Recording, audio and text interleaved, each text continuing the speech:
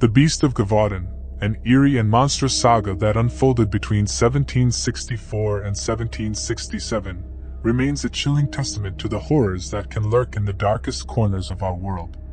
Nestled in the heart of the French countryside, the picturesque region of Gévaudan was about to descend into a nightmare of unparalleled terror.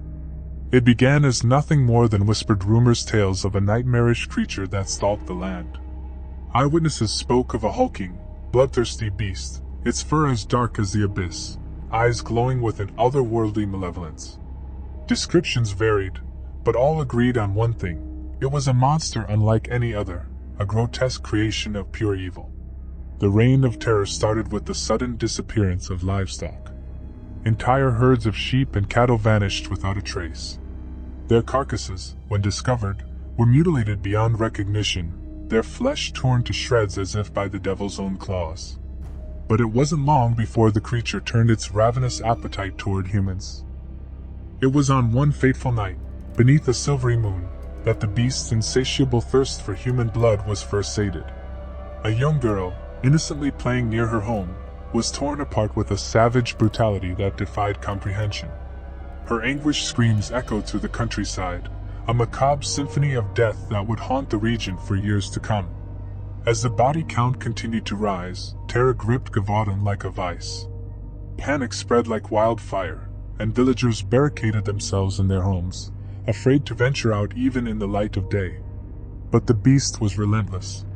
It prowled the night, descending upon remote cottages and unsuspecting travelers with a savagery that struck fear into the bravest hearts. Attempts to hunt the creature down were futile, as it seemed to possess an uncanny ability to evade capture. Soldiers, hunters, and ordinary citizens formed hunting parties, but their efforts were met with gruesome failure. The beast's fur bristled with a supernatural resilience, making bullets and arrows glance harmlessly off its monstrous hide. As the years wore on, a litany of grisly tales emerged. The beast's brutality knew no bounds and mauled men, women, and children alike, leaving a trail of broken bodies and shattered lives in its wake. Fear turned to madness, and desperation gave birth to rumors that the beast was a supernatural entity, a demon sent by the devil himself to torment the region. But in the darkest of times, a glimmer of hope emerged.